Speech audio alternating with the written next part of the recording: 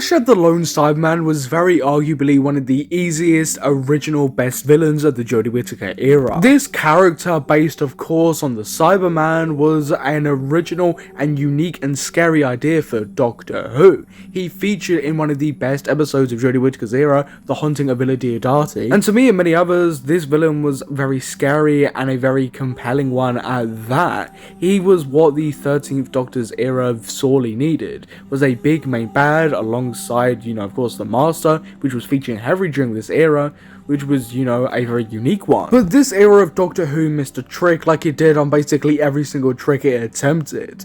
It ruined Ashad's character and made him a pawn of the Master. He lost everything that made him a compelling villain, he wasn't scary anymore, and he became a caricature of his former self.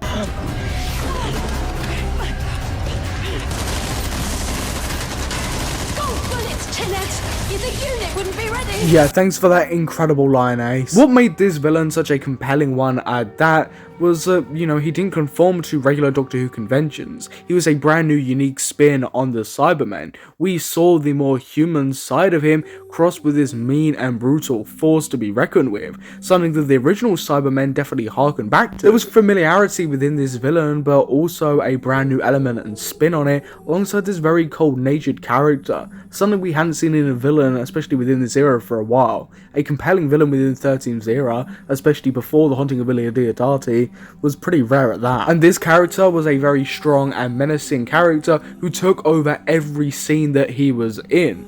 But of course, he had to be defeated by the Master. And I think what's a bigger kick in the teeth on top of that is he was built up as one of the major character arcs for this series. They even brought Captain Jack back to tease his character and making him out to be this strong villain that the Doctor needs to fear, and then the Master just simply shrunk the guy. Oh, come on, Siberian. Show us some leg. What do you actually look like? It will not leave me while I live. Oh. Okay.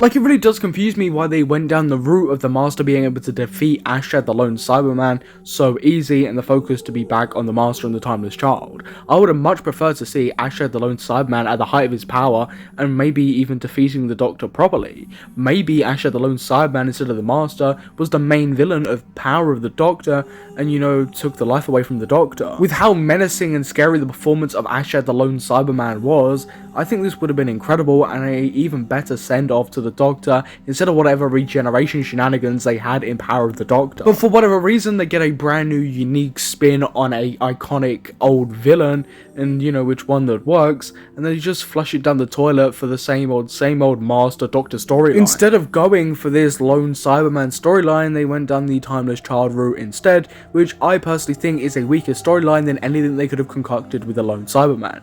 The actor behind this Cyberman was genuinely incredible, convincing, and very compelling. He was probably one of the best villains over the past few years of the show, and arguably one of my favourite villains of New Who. And I always think this one scene with Ashad the Lone Cyberman where he's waking up the other Cyberman, and he's genuinely scary. He is the Cyberman that makes other Cybermen scream and cry, and I think that's a very, very menacing and dark thought. Awaken, my subjects.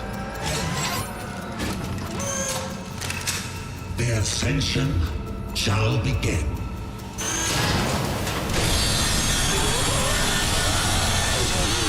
To me at least, I feel like there's so much character that could have been developed here, and it just wasn't. It's probably Doctor Who's biggest missed opportunity for New Who at least. Ashad the Lone Cyberman had everything that this era and just the show in general needed to be one of the best and most compelling villains. But of course, the show has an issue with undermining compelling villains and compelling plot threads with, the Master or some other Time Lord regeneration shenanigans. It really is a shame because Ashad the Cyberman is a Cyberman and a character that we will never see again. His finale in, the finale was pretty much permanent, and I can't see why Russell T Davies or any future show writer or just writer in general would bring back Ashad the Lone Cyberman back. It wouldn't make any sense. It made sense at the time, and it's Doctor Who's biggest missed opportunity for that reason.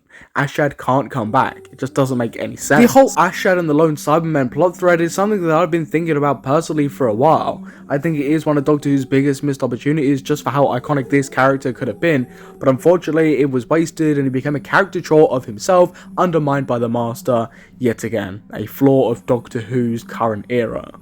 But what do you think about this? Did you enjoy Ashad the Lone Cyberman, and do you think this is one of Doctor Who's biggest missed opportunities?